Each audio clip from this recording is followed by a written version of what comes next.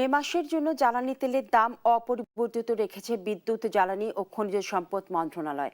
বৃহস্পতিবার এক বার্তায় এই তথ্য জানায় বিদ্যুৎ, জ্বালানি ও খনিজ সম্পদ মন্ত্রণালয়। এতে বলা হয়, এপ্রিল মাসের মধ্যে মে মাসেও প্রতি লিটার ডিজেল দাম ১১৫ টাকা, অক্টেনের দাম ১৪০ টাকা, পেট্রোলের দাম ১৩৫ টাকা এবং কেরোসিনের দাম ১৩০ টাকায় অপরিবর্তিত থাকবে।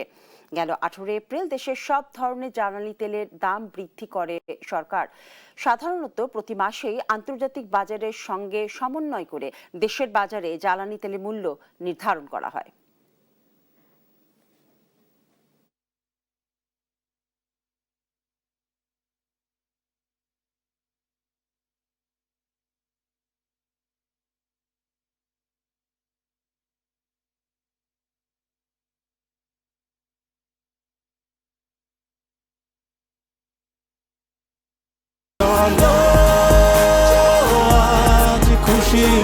চল্লিশ বছর ধরে অসংখ্য খুশির মিছিলে ছিল আইডিএলসি, থাকবে আগামীতেও।